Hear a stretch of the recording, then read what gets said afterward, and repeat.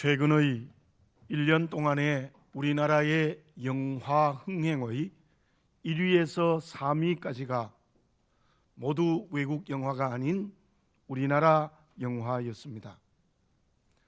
1000만을 넘은 새 영화는 국제시장, 베테랑, 암살, 이러한 영화가 1, 2위, 3위로 많은 사람들이 그 영화를 보게 되어졌습니다.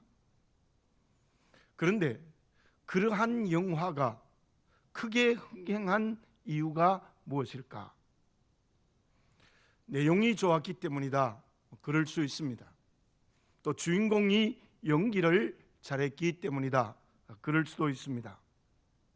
그런데 어떤 영화 평론가는 이렇게 그 영화들을 평가했습니다.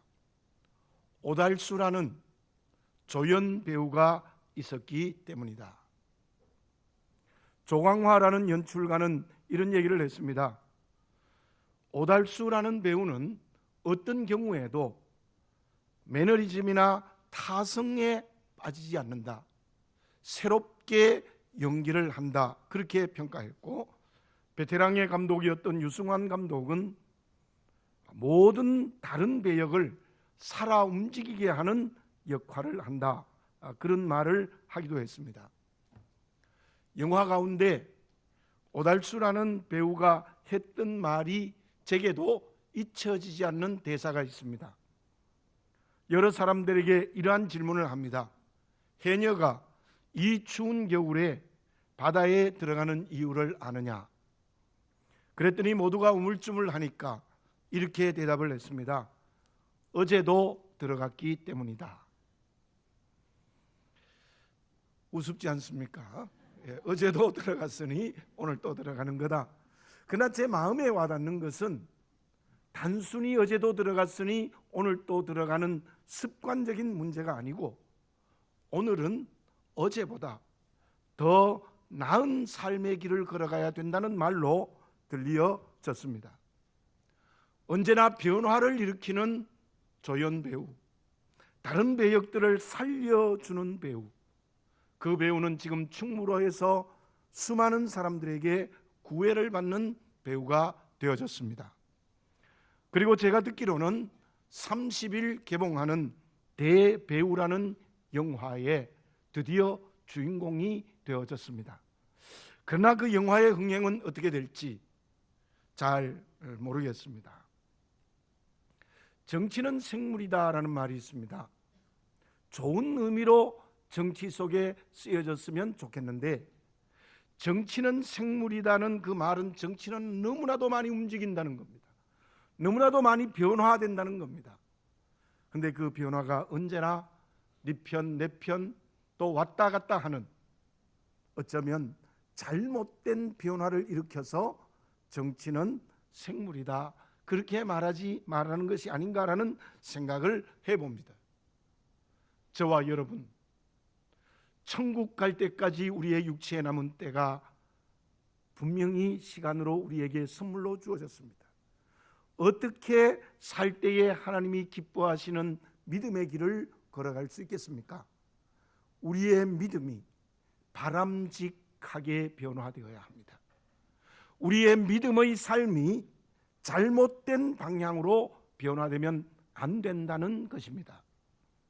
사울 왕의 결정적인 문제가 무엇입니까? 그는 처음에는 매우 겸손했습니다. 그런데 시간이 갈수록 교만해지고 권력의 노예로 전락했던 것이 그의 결정적인 잘못입니다. 오늘 본문의 말씀 1절에 보면 아브라함이 하나님이 부르실 때에 내가 여기 있나이다 라고 대답을 합니다. 11절에도 보면 여호와의 사자를 통하여 아브라함을 부르실 때에 아브라함이 내가 여기 있나이다 라는 똑같은 대답을 합니다. 그런데 1절에 나타난 아브라함의 나라는 것과 11절에 나오는 아브라함의 나라는 것은 완전히 다른 것입니다. 결론부터 말씀드리면 1절의 아브라함의 나가 11절의 아브라함의 나는 완전히 변화된 아브라함의 모습을 설명하고 있는 내용입니다. 엄청나게 큰 변화를 일으킨 것이 1절의 아브라함에서 11절의 아브라함으로 변화된 것이라고 말을 할 수 있습니다. 가장 바람직하게 믿음의 모습이 변화된 모습이 11절의 아브라함입니다. 오늘 우리는 하나님 앞에 예배를 드리고 있습니다. 예배를 드린다는 것은 하나님이 아브라함에게 찾아왔듯이 하나님은 지금 나를 찾아오십니다. 저와 여러분들은 오늘 하나님 앞에 내가 여기 있나이다라고 대답을 하시고 계십니다. 내가 여기 있나이다라고 대답하는 나는 어떤 사람입니까?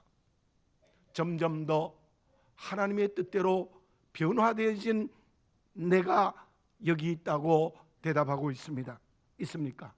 아니면 점점 더 믿음이 무너지고 믿음이 없어지는 자기가 인생의 주인된 방향으로 나락하고 있는 나를 하나님 앞에 보여드리고 있지 않습니까? 사과 한 알이 익어갈 때도 그 익어가는 것은 바람직한 변화입니다. 근데 그 사과가 벌레가 먹어 썩어져 간다면 그 사과는 잘못된 것으로 변화되어지는 것입니다. 사랑하는 교우 여러분들, 사순절을 지나고 있습니다. 주의 고난에 동참하자고 기도하고 금식하며 구제하고 있습니다. 그런 일들을 통하여 우리에게 가장 중요한 것이 무엇이겠습니까? 내가 여기 있나이다라는 내가 점점 더 하나님의 사람으로 바뀌고 변화되어질 때 그것이 주의 고난에 동참하는 그리스도인이 되는 줄로 믿습니다. 그러면 먼저 1절에서 내가 여기 있나이다라고 대답하는 아브라함은 어떤 사람입니까? 1절에서 아브라함이 나라는 것은 하나님 앞에 어떤 모습입니까? 어떤 청년이 인생의 성공의 문제를 위해서 어떤 스승을 찾아서 물어보았습니다. 선생님, 어떻게 하면 인생을 성공할 수 있겠습니까? 그랬더니 스승이 이런 대답을 합니다. 이복의 청년, 인생에는 세 가지의 실패의 길이 있는데 그 길을 걸어가지 않으면 성공하는 길일세. 첫째로는 하면 안 되는 일을 해서 성공했다고 하면 그것은 성공이 아니라 실패일세. 세속적 대가가 아무리 많이 주어졌다 할지라도 그 길은 실패의 길이야. 둘째로는 해야 되는 일을 했는데 실패했다면 실패해서 그 자리에 멈추어 서고 실패 때문에 반대의 길로 걸어간다면 그것이 실패의 길이네. 세 번째는 아무것도 하지 않는 것이 실패의 길이네. 왜냐하면 그 사람에게는 실패도 성공도 없기 때문이야. 불의한 일을 부정하게 일을 해서 많은 돈을 벌었다면 그것은 성공이 아니라 실패입니다. 의로운 일을 하다가 실패했다면 그것은 실패가 아니라 성공인데 그 의로움을 불의로 바꾸었다면 그것이 실패라는 말입니다. 아무것도 하지 않고 가만히 있는 것이 실패라는 말입니다. 저와 여러분들은 인생을 진정 성공의 길을 걷고 있습니까? 지금 실패의 길을 걷고 있습니까? 본문의 말씀 아브라함을 봅시다. 75살에 하나님의 부르심을 받았습니다. 하나님이 부르셨을 때 그는 본토 친척 아비집인 갈대아 우르를 떠나서 방향도 알지 못하고 하나님이 지시하신 곳으로 갔습니다. 그는 출발부터 믿음의 성공의 길이었습니다. 가는 곳곳마다 제단을 쌓았다는 것은 언제나 하나님이 주인이었습니다. 언제나 하나님을 섬기는 사람으로 믿음의 성공의 길을 걸어갔습니다. 롯에게 모든 것을 양보했다는 것, 믿음의 성공입니다. 지난번에 말씀드렸던 소돔과 고모라 성을 위하여 기도하여 롯의 가정을 구원했다는 것, 얼마나 대단한 믿음의 성공의 모습입니까? 할례를 하라 할 때 어렵지만 모든 남자들을 할례하는 하나님의 말씀에 순종하는 아름다운 믿음의 길, 정말 진정 아브라함은 믿음의 승리의 길을 계속해서 걸어갔던 것입니다. 그런데 오늘 본문의 말씀 1절에 그 일 후에라는 말씀으로 시작하는데 거기에 일은 일들입니다. 복수로 원어되어져 있습니다. 그렇다면 이 본문의 말씀 1절에 나오는 그 일들이 무엇입니까? 20장에 보면은 아브라함이 그랄에 우거할 때에 아비멜렉을 만납니다. 그때 그 아비멜렉에게 아내를 누이라고 속이고 속인 것으로 끝나지 않고 아내를 아비멜렉에게 주어버렸습니다. 물론 하나님의 은혜로 문제를 해결하기는 했지만 아브라함은 그 인생의 걸음에 결정적인 실수를 합니다. 아비멜렉이 아브라함에게 나중에 묻습니다. 왜 그렇게 하였느냐? 그랬더니 20장 11절에 보면 아브라함이 이르되 이곳에서는 하나님을 두려워함이 없으니 내 아내로 말미암아 사람들이 나를 죽일까 생각하였으며, 내가 내 아내를 아내라고 하면 얼마나 아름답고 예뻤는지는 모르겠습니다만은 자기 아내를 아내라고 하면 사람들이 나를 죽일까 봐 두려워해서 거짓말했습니다. 속였습니다. 아브라함이 어떤 사람입니까? 사람의 눈치 보고 살았습니까? 가는 곳곳마다 제단을 쌓았다는 것은 어떤 경우에도 하나님 앞에 선 사람 아니었습니까? 믿음의 성공의 길을 계속 걸어갔는데 그 아브라함이 사람의 눈치 때문에 두려워서 아내를 누이라고 속이고 심지어 그 아내를 아비멜렉에게 뺏겼던 것입니다. 결정적인 잘못과 실수와 죄를 지은 것입니다. 그리고 또 하나의 사건이 있습니다. 21장에 보면 드디어 하나님께서 아브라함에게 100세의 아들 이삭을 주었습니다. 얼마나 큰 기쁨이었습니까? 그런데 이삭이 젖을 때 큰 잔치를 베풀었는데 그 잔치에 이스마엘, 하갈을 통하여 낳은 이스마엘이 이삭을 놀리고 있습니다. 희롱하고 있습니다. 그때 사라가 화가 나죠. 아브라함에게 이렇게 말합니다. 하갈과 이스마엘을 쫓아내십시오. 내 아들 이삭이 제대로 자라지 못합니다. 그래서 아브라함은 어쩔 수 없이 하갈과 이스마엘을 저 근근한 땅인 광야로 쫓아냅니다. 참으로 아브라함의 가정에 비극적인 상황이 벌어졌던 것입니다. 그 이유가 무엇입니까? 사라의 책임입니까? 사라의 책임이라고 할 수 있지만 사라의 책임이 아닙니다. 하나님의 약속을 어기고 하갈을 통하여 이스마엘을 낳은 아브라함의 결정적인 책임이요 죄요 잘못입니다. 그 아브라함의 잘못으로 말미암아 가정에 큰 비극이 일어났고 어쩌면 그것이 오늘의 중동 지방 이슬람의 문제로 확대되어졌다고도 말을 할 수 있습니다. 그렇게 아비멜렉에게 아내를 누이라고 속이고 하나님의 약속을 믿지 못하고 하갈을 통하여 이스마엘을 낳아서 가정에 비극이 생긴 그 일들 후에 그것이 오늘 본문의 말씀입니다. 그렇다면 그때 아브라함이 하나님이 부르실 때 내가 여기 있나이다 라는 아브라함은 어떤 사람입니까? 하나님의 약속을 순종하지 못한 아브라함, 죄를 지은 나입니다. 거짓말과 실수를 한 아브라함, 환경에 매몰되어서 거짓말해버리는 나입니다. 하나님보다 사람을 더 두려워한 아브라함, 자기의 본능적인 생각에 빠져있는 나라는 아브라함이었다는 것입니다.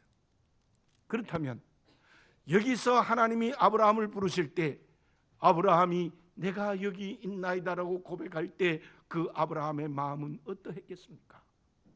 하나님, 나는 죄인입니다. 나는 실수했습니다. 사람과 환경을 보았습니다. 거짓말했습니다. 말씀을 거역했습니다 라는 죄성을 가진 모습 그대로 아브라함이 하나님 앞에 나와서 내가 여기 있나이다 이렇게 고백을 한 것입니다. 바울이 아테네 전도의 실패는 그 이유가 무엇이었습니까? 어쩌면 이 바울의 아테네 전도는 오늘 본문의 말씀에 나타난 아브라함과 거의 똑같은 유형을 가지고 있어요.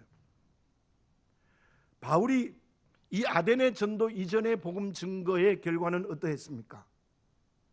핍박이 있었고 돌던짐이 있었고 감옥에 들어가고 태장을 맞고 온갖 어려움이 있었지만 바울이 복음을 전도하는 곳곳마다 사람을 구원하고 하나님의 교회를 세웠습니다.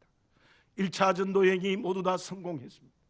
2차 전도 여행 출발인 빌립보 전도도 감옥에 들어갔지만 대성공을 거두어 빌립보 교회를 세웠습니다. 데살로니가 지역도 성공했고 베레아 지방도 성공했습니다. 큰 성공의 전도의 열매를 계속 맺었습니다. 그리고 사도행전 17장 16절에 보면 그 전도의 성공의 대로를 달리던 바울이 아덴에 온 것입니다. 아덴에 올 때에 바울의 마음이 어떠했겠습니까? 가는 곳곳마다 복음을 증거했더니 사람들이 구원받고 교회가 세워졌다는 자기 자신감으로 넘쳤습니다. 그리고 더군다나 아테네라는 도시는 어떤 도시입니까? 철학적 도시입니다. 내가 헬라 철학에 정통한 사람인데 내가 이 헬라 철학을 수단으로 해서 복음 증거하면 반드시 성공할 것이다 라는 자신감이 넘쳤어요. 실제로 사도행전 17장 18절에 보면은 에피큐로스 학파와 스토아 학파와 쟁론했다 그랬어요. 에피큐로스 학파는 쾌락이 뭔가를 생각하는 그 학파인데 아마 그 쾌락의 문제를 가지고 토론을 했을 것이고, 스토아 학파는 말할 것 없이 영육 이원론을 주장하는 학파인데 그 문제로 아마 쟁론을 했을 것입니다. 그런데 결과는 어떠했습니까? 사람을 얼마나 구원했는지는 몰라도 교회를 세울 수 없었습니다. 바로 바울의 아테네 전도는 완전한 실패입니다. 왜 실패했습니까? 자기의 능력, 자기의 헬라 철학 지식, 그것을 가지고 복음 증거하려고 했다가 실패했어요. 그 다음이 고린도입니다. 고린도에 들어갈 때 그는 어떠했습니까? 고린도전서 2장을 읽어보면 나는 두렵고 떨리는 마음으로 고린도에 갑니다. 그게 두렵고 떨리는 마음으로 고린도에 간다는 것은 아덴의 전도의 실패에 대한 회개입니다. 철저하게 회개했습니다. 그리고 아버지 하나님, 나는 십자가만 증거하겠습니다. 십자가만 증거하겠습니다. 그런 회개하고 십자가만 증거하겠다는 변화를 했을 때 고린도 전도도 역시 대성공을 했던 것입니다. 오늘 다시 한번 본문을 보시기 바랍니다. 본문의 말씀 1절에서 하나님이 부르실 때 내가 여기 있나이다라고 고백한 아브라함의 나가 저와 여러분들의 모습이 아닌지요. 말씀을 거역하고 살아갔던 나, 실수했던 나, 상처를 부여잡고 울고 있고 절망했던 나, 사람을 보고 환경에 매여 있던 나, 자기 좋은 대로 살아갔던 내가 아닙니까? 그렇다면 오늘 이 시간 아브라함처럼 바울처럼 내 모습 이대로 내가 여기 있나이다라는 회개의 영이 새로워지는 저와 여러분들이 되어져야 될 줄로 믿습니다. 그래도 아직 내가 옳다고 생각하는 어리석은 사람이 되지 말고 아브라함처럼 바울처럼 내 모습 그대로 하나님 앞에 내어놓는 겁니다. 하나님, 나는 죄인입니다. 나는 실수했습니다. 상처로 낙심하고 있습니다. 사람을 보고 있습니다. 온갖 환경에 매여 내 좋은 대로 했습니다. 우리 모두 오늘 이 시간 하나님 앞에 내 모습 그대로 내가 여기 있나이다라는 회개의 영이 새로워지는 그리스도인이 되어져야 될 줄로 믿습니다. 그때 하나님은 나에게 새로운 시험을 치르는, 새로운 연단을 하여 새롭게 하시는 은혜를 베풀어 주실 줄로 믿습니다. 그러면 이제 1절에 내가 여기 있나이다라고 말한 아브라함이 11절에서 내가 여기 있나이다라고 고백한 아브라함의 나는 어떤 사람으로 변화되어진 것입니까? 사람을 오랜만에 만나면 참 많이 변했다, 그런 사람을 알 수가 있지요. 우리 서울에 우리 초등학교 동기들이 이제 뭐 몇 달 만에 한 번씩 이렇게 모이는데 또 뭐 총동창회를 안동 지역에서 또 1년에 한 번씩 하는데 저는 총동창회는 토요일 주일에 해서 한 번도 못 갔고 서울의 친구들이 모일 때 이제 함께 모이는데요. 그 한 친구가 저보고 이렇게 해요. 너 누구 이름을 누구 아니? 알고 말고 걔가 성공을 했대. 그래 무슨 성공을 했느냐 했더니 뭐 대단한 성공은 아니었지만 부산에 있는 어떤 병원에 행정을 맡은 과장이 되어졌는데 그게 문제가 아니라 만나보니 너무너무 잘생기고 너무너무 멋지게 바뀌었다는 거예요. 그러면서 사진을 보여주는데 제가 보니까 진짜 멋지게 바뀌었더라고요. 왜냐하면 그 친구 공부 못했습니다. 진짜 공부 못했고요. 그리고 우리가 그때는 모든 우리 초등학교 학생들이 코를 이렇게 흘렸거든요. 이렇게 주머니에 손수건 들고 이게 다니는데 그 친구는 유난히 누런 코가 왔다 갔다 한 친구예요. 그리고 집도 몹시 가난했고 정말 지질이 못생겼어요. 우리 그때 모두 가난했지만 그 친구 유독히 지질이라는 별명을 갈 정도로 문제였습니다. 그런데요, 멋지게 바뀌었어요. 진짜. 제가 직접 만나지 못했지만 야, 사람이 저렇게 바뀔 수 있구나. 정말 엄청나게 바뀌었어요. 아마 여러분들도 그런 경험을 오랜만에 사람을 만나면 할 수 있습니다. 외형이 그렇게 바뀌는 것도 좋지만 더 중요한 것은 인격이 바람직하게 바뀌면 얼마나 좋겠습니까? 더 나아가서 저와 여러분들이 신앙 인격이 좀 그렇게 하늘과 땅의 차이처럼 착 바뀌면 얼마나 좋겠어요? 그런데 오늘 본문의 말씀 11절의 아브라함은 그렇게 바뀐 겁니다. 실수하고 거짓말하고 사람의 눈치 보고 말씀을 거역했던 아브라함이 이제 하나님이 그 아브라함을 시험을 치르게 됩니다. 시험 과목이 너무나도 힘들었어요. 1절에 보면 어떤 말씀을 하고 있습니까? 2절에 보면 어떤 말씀을 하고 있습니까? 여호와께서 이르시되 내 아들 내 사랑하는 독자 이삭을 데리고 모리아 땅으로 가서 내가 내게 일러준 한 산 거기서 그를 번제로 드리라. 기가 막히는 시험입니다. 아브라함이 막 회개하고 내가 여기 있나이다 했더니 그래 아브라함아 내 외아들 이삭을 모리아 산으로 데리고 가서 번제로 바치라 라는 시험이었습니다. 아브라함은 어떻게 했습니까? 번제로 바치란 말은 죽여서 제물로 제사 드리라는 말이죠. 부엘세바에서 모리아 산까지가 약 70km 정도 됩니다. 오늘 본문에도 나옵니다마는 사흘길이에요. 사흘을 걸어갑니다. 3절에 그 아브라함의 모습이 있습니다. 읽어보겠습니다. 아브라함이 아침에 일찍이 일어나 나귀의 안장을 지우고 두 종과 그의 아들 이삭을 데리고 번제에 쓸 나무를 쪼개어 가지고 떠나 하나님이 자기에게 일러주신 곳으로 가더니 아침 일찍 일어나서 모든 준비를 했습니다. 어떻게 했다고요? 두 종과 나귀와 번제에 쓸 나무를 다 준비했습니다. 여러분 좀 늦게 일어나고 싶지 않았겠어요? 우리가 그럴 때 너무 힘들면 좀 1시간 후에 했으면 좋겠다, 내일 했으면 좋겠다 그런 생각이 들잖아요. 근데 아브라함 아침 일찍 일어나서 모든 제사를 지낼 준비를 완벽하게 했다는 것은 즉각적인 하나님의 말씀의 순종의 결단을 했다는 것입니다. 그리고 3절 하반절에 보면은 하나님이 자기에게 일러주신 곳으로 가더니 하나님이 번제로 바쳐라 한 모리아 산으로 갔다라는 겁니다. 일찍이나 모든 것 준비하고. 가기 싫지 않겠어요? 여러분들 가기 싫은 것, 정말 가고 싶지 않는 곳 못 갑니다. 여러분들 사람 만나기 싫은 사람 있죠? 우연이라도 부딪힐까 봐 겁나요. 그죠? 제발 안 봤으면 좋겠다.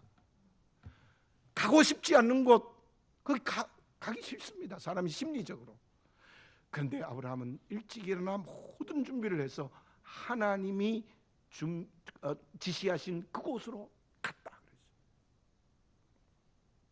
6절에 보면은 이삭에게 번제 쓸 나무를 지워가지고 불과 칼을 들고 모리아 산으로 올라갑니다. 참 7절 8절 말씀은 비참합니다. 이삭이 아버지 아브라함에게 묻습니다. 아버지 왜 번제에 쓸 어린 양은 없습니까? 그때 아브라함은 여호와께서 친히 준비할 것이다.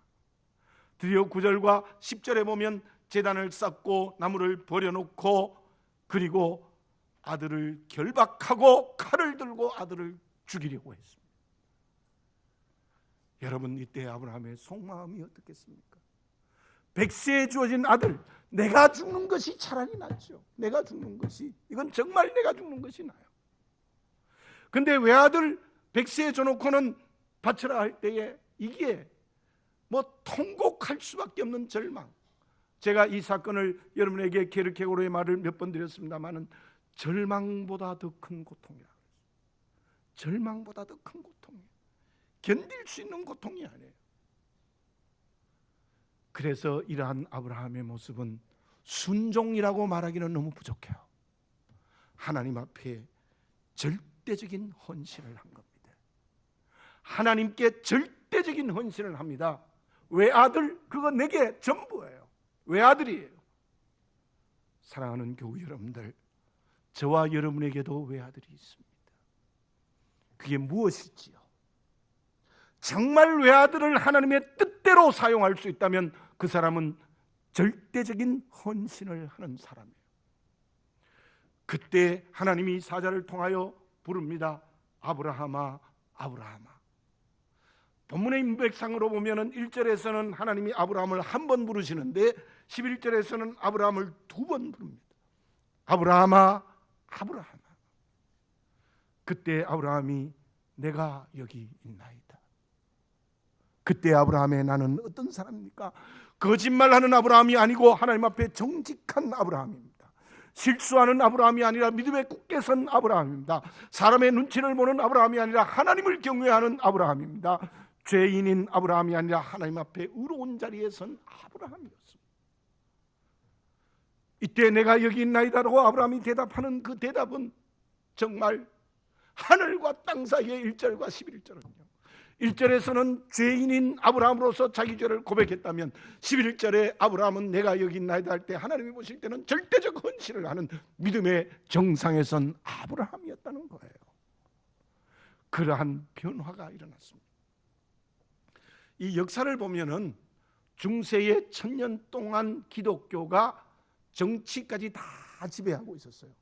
그러다가 종교개혁과 인문주의 운동이 일어나면서 드디어 교회로부터 탈출하는 이제 철학이 시작되어졌는데, 그때 근세 철학에는 뭐 영국 경험론도 있고 대륙 합리론도 있는데 그 중에 데카르트라는 사람이, 합리론자가 이런 말을 했어요.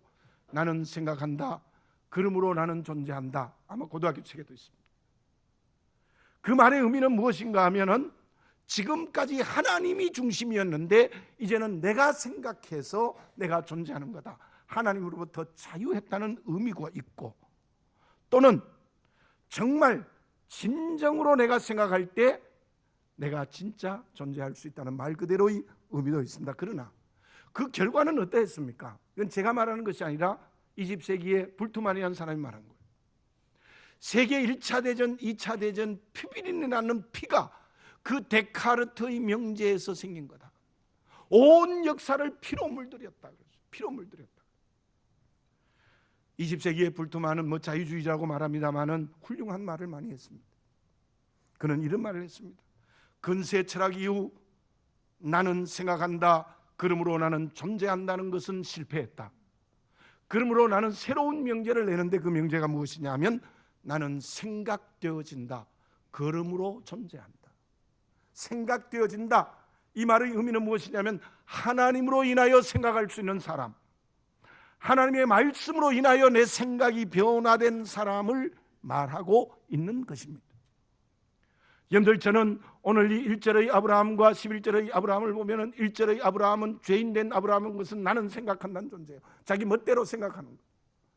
그러나 11절의 아브라함은 이제 절대적 헌신을 한다는 것은 성령을 통하여, 말씀을 통하여 하나님의 뜻대로 생각되어지는 존재로 거듭난 것입니다. 사랑하는 교우 여러분들, 우리가 진정으로 하나님의 말씀, 성령에 의해서, 하나님의 뜻에 의하여서 내 생각과 삶이 변화되어지는 그 사람이 될 때에 11절의 아브라함처럼 절대적 헌신을 하는 그리스도인이 될 수 있을 줄로 믿습니다. 에스더는 하만의 계략으로 유대민족이 멸망할 수밖에 없는 위기 때에 사촌오빠 모르드게가 에스더에게 말합니다. 너 왕에게 나가서 분명히 이 민족을 살려라. 그 당시에는 왕후라 할지라도요, 왕이 호를 내밀지 않고 들어가면 죽습니다. 죽을 수도 있어요. 그때 에스더가 뭐라고 말했습니다. 죽으면 죽으리이다. 죽으면 죽으리다는 선택의 결단을 하고 금식 기도하고 난 다음에 호를 내밀지 않는데도 들어갔어요.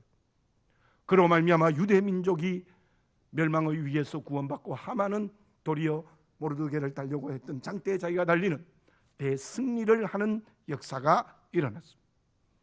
아브라함이 이곳에서 외아들 이삭을 하나님께 바쳤다는 것은 죽으면 죽으리다, 이르면 이르리이다 라는 선택의 결단, 절대적 헌신을 하는 아브라함으로 바뀌어졌던 것입니다.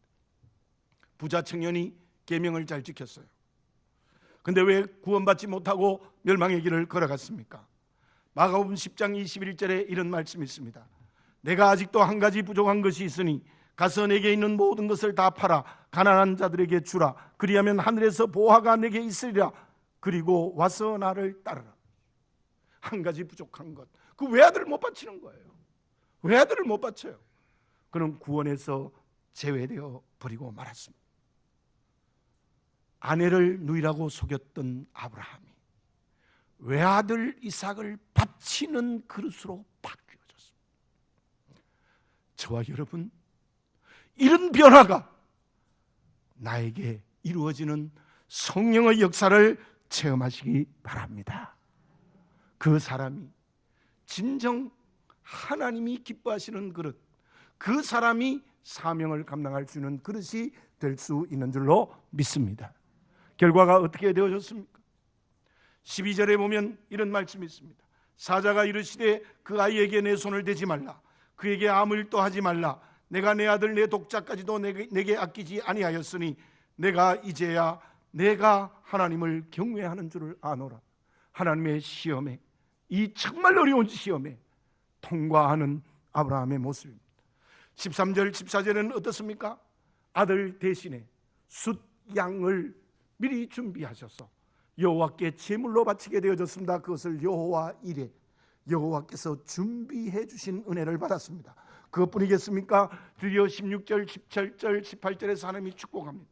내 씨가 하늘의 별보다도 바다의 모래보다도 훨씬 더 많아질 것이다. 내 씨가 대적의 성문을 차지하리라. 하나를 주었더니 죽으면 죽으리다, 이러면 주었더니 하늘의 별보다도 바다의 모래보다도 많은 자손을 주는데 그 자손이 승리의 기업을 얻을 것이다. 그 말씀은 예수님이 이 세상에 오셨고 아브라함의 자손으로 결국 우리 모두를 구원하는 역사가 일어났을 뿐만이겠습니까? 18절에 보면 또 내 씨로 말미암아 천하 만민이 복을 받으리니 이는 내가 나의 말을 준행하였음이나 하셨다 하니라. 내 씨를 통하여 천하 만민이 복을 받으리라. 기가 막힌 축복을 합니다. 시험에 통과하여 너는 나를 경외하는 줄을 아노라. 재물을 대신 미리 준비해 주셨고 하늘의 별 바다 모래보다도 많은데 그 씨가 승리의 기업을 얻을 것이다. 천하 만민의 복의 근원이 될 것이다. 여러분, 이 축복은 아브라함에게만이 아니라 바로 절대적인 헌신의 자기 발견이 되어지고 그렇게 살아가면 이 축복 우리에게 주실 줄로 믿습니다. 오늘 또 나를 통하여 천하 만민이 복을 받는 놀라운 역사가 일어나게 되는 줄로 믿습니다. 어떤 기자가 해밍웨이에게 물어봤습니다. 어떻게 그렇게 군더더기가 없이 글을 쓰십니까? 그랬더니 해밍웨이의 대답이 참 신기했습니다. 나는 앉아서 글을 쓰지 않는다. 언제나 서서 글을 쓰는데 벌벌벌 떨면서 글을 쓴다. 벌벌벌 떨면서 글을 쓰기 때문에 군더더기의 글을 쓸 수가 없다 그랬습니다. 저와 여러분, 하나님 앞에 좀 불편한 길을 걸어갈 수 없겠습니까? 하나님을 경외하는 자리에 설 수 없겠습니까? 좀 하나님 앞에 벌벌 떨어야 돼요. 세상 앞에 벌벌 떠는 것이 아니라 그때 천하 만민의 복의 근원이 되는 주께서 기뻐하시는 그릇이 될 수 있을 줄로 믿습니다. 기도드리겠습니다.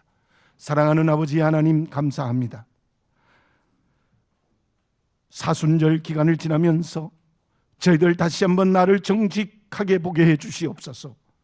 1절의 아브라함처럼 죄성과 실수와 거짓과 온갖 교만으로 가득 찬 내 모습이 아닙니까? 내 모습 그대로 주께 나와 회개하고 내 외아들을 주께 바치는 절대적 헌신이 있는 그릇이 되어 이제 하나님의 축복 가운데 승리의 기업을 얻으며 여호와 이레로 준비하시는 종을 받으며 천하 만민이 나를 통하여 복을 받는 복의 근원의 축복을 받게 하여 주시옵소서.